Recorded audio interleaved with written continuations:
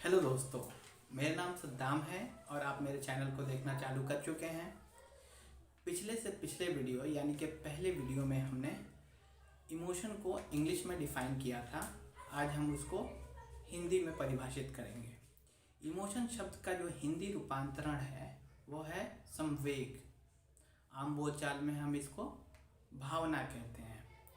Emotion शब्द जो है लैटिन शब्द इमोवर से बना है, जिसका अर्थ होता है किसी चीज़ में खलबली पैदा करना, उथल पुथल पैदा करना।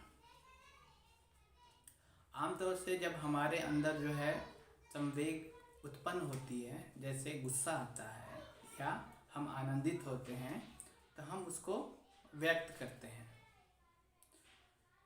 तो जब तक व्यक्ति जो है सामने वाले के सामने व्यक्त नहीं करेगा अपनी भावना को, तब तक वो जो है उसकी भावना को नहीं समझ सकता।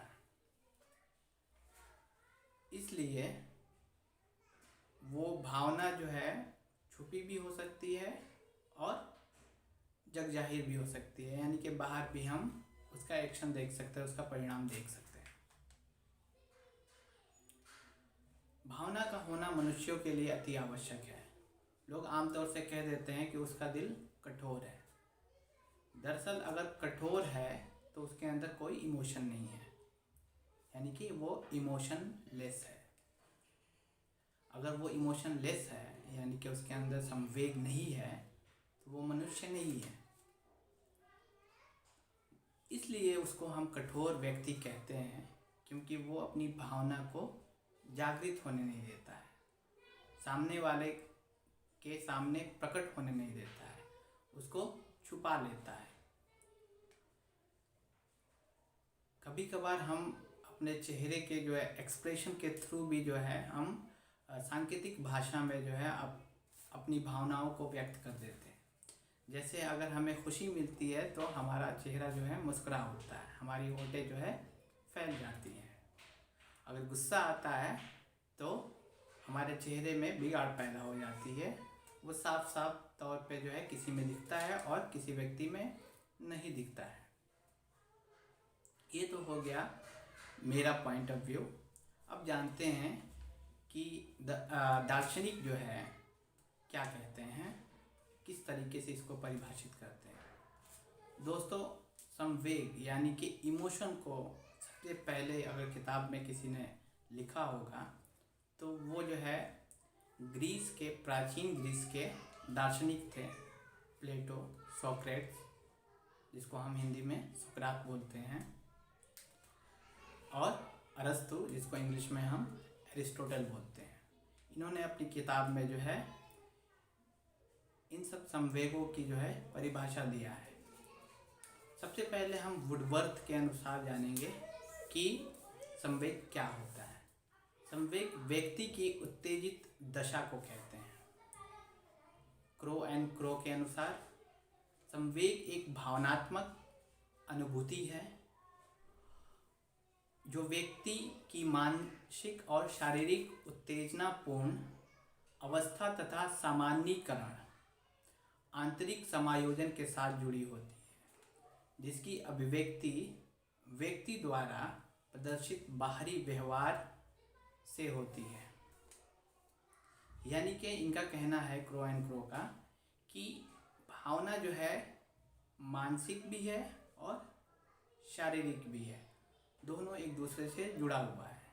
जब हमारे मस्तिष्क में जो है कुछ संवेग पैदा होगी, तभी हम शरीर से जो है उसका संकेत दे सकते हैं, अन्यथा नहीं दे सकते हैं। अगला जो है हम जानेंगे कि संवेग के कितने प्रकार होते हैं। वैसे तो बहुत सारे दार्शनिकों ने और वैज्ञानिकों ने जो है थियरी दिया है, लेकिन हम आज जो है जिस दार्शनिक की बात करेंगे, दार्शनिक नहीं कहेंगे उसको, हम साइकोलॉजिस्ट बोलेंगे। उनका नाम था मैकडूगल। मैकडूगल के अनुसार जो है संवेग जो है 14 प्रकार की होती है। पहला भय, यानी कि डर। दोस्तों, हम जब किसी ताकतवर को देखते हैं या हमें ऐसा लगता है कि वो हमें नुकसान पहुंचा देगा, तो हमें भय लगता है, डर लगता है। हम वहाँ से पलायन यानी कि भागने का सोचते हैं। अगर सामना कर पाए तो सामना करते हैं। कुछ हिम्मत वाले लोग होते हैं जो शेरों से भी लड़ जाते हैं, लेकिन ये बेवकूफ़ी होगी शेर से लड़ना। जब तक आप शेर को पछाड़ने की कला नहीं जानते, तब तक आप शेर से भिड़ नहीं सकते। तो शेर से लड़ना यानी कि मौत को दावत देना। तो भय का मतलब ही होता है कि हमें जो है किसी बाहरी पदार्थ से या बाहरी व्यक्ति से या बाहरी जानवर से हमें डर है। वस्तु भी हो सकता है। पहला हो गया भय, दूसरा है प्रेम। जैसा कि हमने जो है पिछले वीडियो में प्रेम को परिभाषित किया था। प्रेम जो है, प्रेम की वजह से ही ये जो है दुनिया जो है आज कायम है, वरना चारों तरफ जो है हिंसा होती है। तीसरा है क्रोध। क्रोध जो है वो गुस्सा, जिसे हम हिंदी में आमतौर से जो है गुस्सा बोलते हैं। क्रोध कब आता है? जब हमारे मन के मुताबिक कोई कार्य नहीं होता है तो हमें गुस्सा आता है, क्रोध आता है। जैसे आप पढ़ रहे हो और छोटे बच्चे जो है आपको डिस्टर्ब कर दे, शोर मचाए या खेलना कूदना चालू कर दे, तो आपके मस्तिष्क में जो है बदलाव होता है, क्योंकि आपका ध्यान जो है पढ़ाई में था, लेकिन अब जो है ध्यान जो है भटक रहा है और आप चाहते हैं पढ़ना, लेकिन आप पढ़ नहीं पा रहे। तो इस दशा में आपको क्रोध आना अनिवार्य है। बहुत सारे ऐसे जो है उदाहरण मिल जाएंगे क्रोध कब आता है। सिंपल तौर पे यही मानिए, क्रोध तब आता है जब हमारे मन मुताबिक कोई काम नहीं होता है, तो हमें क्रोध आता है। तीसरा है विषाद, डिस्ट्रेस, बुरी अवस्था में फंस जाना। यानी कि अगर कोई जो है पहाड़ों पे जा रहा हो और वहाँ पे जो है खाना ख़त्म हो जाए, उसके साथ जो खाना लेके जा रहा है, तो वो मुसीबत में फंस जाता है। उसी को हम डिस्ट्रेस बोलते हैं। पांचवा है घृणा। घृणा यानी कि नफरत।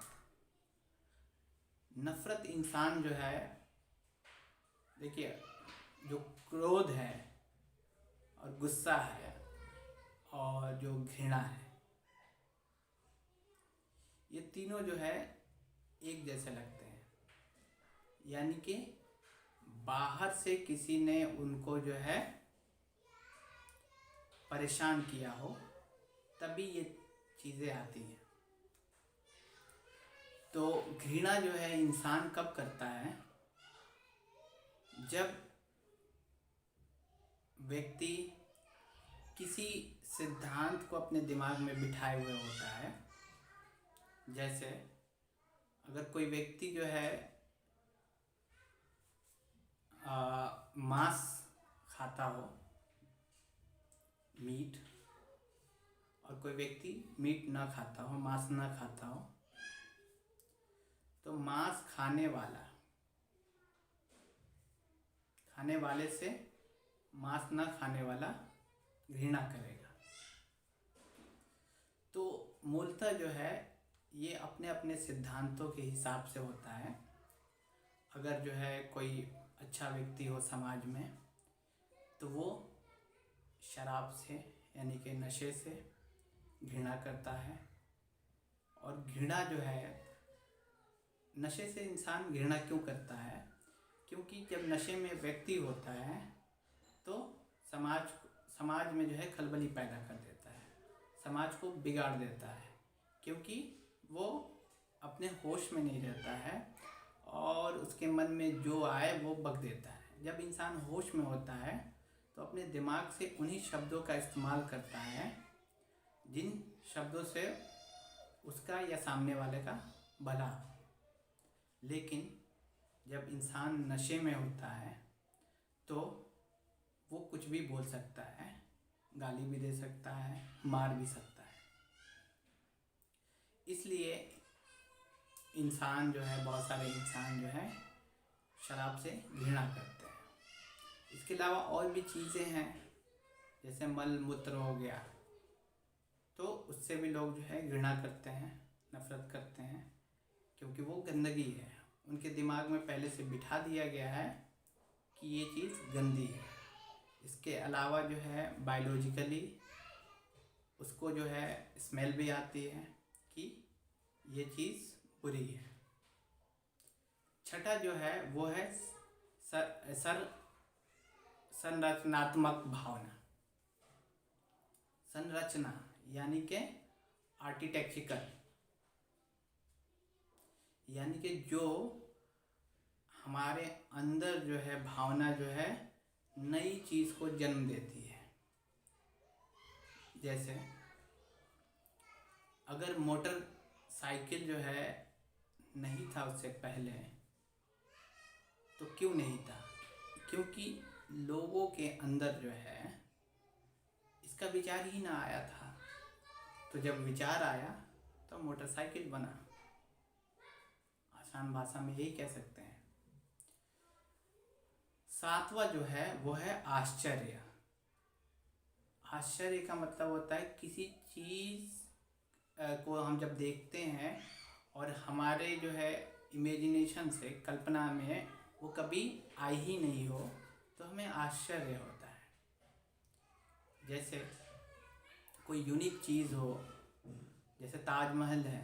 ताजमहल को जो है फॉरेनर जब देखते हैं, विदेशी जब देखते हैं, तो उन्हें जो है आश्चर्य होता है कि उस ज़माने में जिस वक्त जो है कोई मशीनरी नहीं थी, क्रेन नहीं था, उस वक्त कैसे जो है इन पत्थरों का, इतने बड़े बड़े पत्थरों को लाया गया और इस तरीके की इमारत बनाई गई। तो आश्चर्य का मतलब समझ गए। नेक्स्ट आता है स्वामित्व की भावना। स्वामित्व मतलब मालिकाना हक। जैसे ये मेरा घर है। जब किसी से झगड़ा होता है तो हम ये कहते हैं कि ये मेरा घर है, मेरे घर के आसपास मत दिखना। इसके अलावा जो है परिवारों में भी जो है स्वामित्व की भावना होती है। जैसे बच्चे का जो खिलौना होता है, वो जो है बच्चा सोचता है, ऐसा समझता है कि वो मेरा ही है सिर्फ, वो दूसरों को खेलने नहीं देता है, क्योंकि उसे लगता है कि वो उसकी जो है प्रॉपर्टी है, उसका स्वामित्व है, उसका वो मालिक है, वो जैसे चाहे उसका इस्तेमाल कर सकता है। नेक्स्ट है अकेलापन। अकेलापन यानी कि लोनली फील करना। अकेलापन हम तब महसूस करते हैं जब हम किसी चीज़ में नाकामयाब हो जाते हैं, या कोई चीज़ जो है हमसे नहीं हो पाता है, या कभी कभार हम समाज से जो है अलग हो हटकर सोचते हैं, तो ऐसा फील होता है, ऐसा महसूस होता है कि हम दुनिया में अकेले हैं। हम अकेले जीवन जीना चालू कर देते हैं, लोगों से कम बात करते हैं। ठीक है, तो इस तरीके से वो दर्शा देता है कि वो अकेलेपन का शिकार है। अकेलापन जो है एक तरह से बीमारी भी मानी जाती है। ज़्यादातर जो है एंग्जाइटी से ये बीमारी पैदा होती है। नेक्स्ट है कामुकता। कामुकता यानी कि अपने आप को तृप्त करना, अपने जो कामुक जो अंग है, उस अंगों का इस्तेमाल करके जो है तृप्त हो जाता है वो, तो उसको हम कामुकता कहते हैं। नेक्स्ट है श्रेष्ठता की भावना। आजकल जो है आधुनिक युग में जो है लोग जो है बहुत ज़्यादा इंटेलिजेंट हो गए हैं, बहुत ज़्यादा पढ़ाई कर चुके हैं। कुछ लोग जो है पीएचडी कर लेते हैं, कुछ लोग ग्रेजुएशन तक ही कर पाते हैं। तो उनके अंदर जो है श्रेष्ठता पैदा होती है कि हम अगले से बड़े हैं, क्योंकि हमने जो है उससे ज़्यादा पढ़ाई किया। तो जो श्रेष्ठता की भावना है ये सकारात्मक भी हो सकती है और नकारात्मक भी हो सकती है। जब सामने वाले को झुकाने के लिए जो है इसका इस्तेमाल हो तो वो नकारात्मक है, और जब अपने लिए काम करें, जब हम अपने आप को श्रेष्ठ समझेंगे तभी तो कोई कार्य करेंगे। अगर किसी कार्य के काबिल हम खुद को नहीं समझते हैं तो वो कार्य में हमें मन भी नहीं लगता है। तो श्रेष्ठ खुद को श्रेष्ठ समझना जो है सकारात्मक भी है। नेक्स्ट है आत्महीनता। अब जो है जो श्रेष्ठता है, श्रेष्ठता का उल्टा है आत्महीनता। आत्महीनता का मतलब होता है अपने आप से नफरत करना। तो इंसान को ज़्यादा जो है कोई चीज़ दुख पहुंचाती है या वो खुद से वो काम नहीं कर पाता है तो वो खुद से नफरत करने लगता है कि मैं इस काबिल नहीं हूँ, इसलिए मुझसे ये कार्य नहीं हो पाया। तो उसे जो है आत्महीनता जो है उसके मन में पैदा होती है। नेक्स्ट है भूख। भूख भी एक तरह से संवेग है। जब भूख लगती है तो हमारे शरीर में उथल पुथल होती है, हमें बेचैनी से महसूस होती है क्योंकि एनर्जी कम हो जाती है, हम कार्य करने की स्थिति में नहीं होते हैं। लास्ट है आमोद। आमोद का मतलब होता है खुशी। जब हम किसी चीज़ को देखकर या किसी चीज़ को पाकर जब खुश होते हैं तो उसको आमोद कहते हैं। अब जो है अब हम देखते हैं कि हमारे अंदर जो है ये सारी भावनाएं जो है पहले से मौजूद थी या हमने समाज से सीखा है। दोस्तों वैज्ञानिकों का मानना है कि हमारे जो इमोशन हैं, हमारे शरीर के अंदर जो है कुछ केमिकल्स रिलीज होते हैं, उन केमिकल्स के कारण जो है हमारी जो है संवेग जो है पैदा होती है हमारे मन में। हमारे मन में इसी वजह से जो है संवेग पैदा होती है। तो हम देखेंगे अब कि बच्चों की जो भावनात्मक विकास है वो किस तरीके से प्रभावित होती है, यानी कि हम कैसे उनकी भावनाओं के जो विकास है उसको प्रभावित करते हैं। हमारी समाज, हमारे माता पिता, उसकी सामाजिक स्थिति क्या है, जैसे अगर वो छोटी जात का है या ऊंची जात का है, ऐसा पहले मानते थे। आज भी जो है कई गांवों में जो है दूर दराज इलाकों में जहां सरकार का प्रभुत्व उतना नहीं हो पाया है तो वहां पे आज भी जो है इन सब चीज़ों का पालन करते हैं।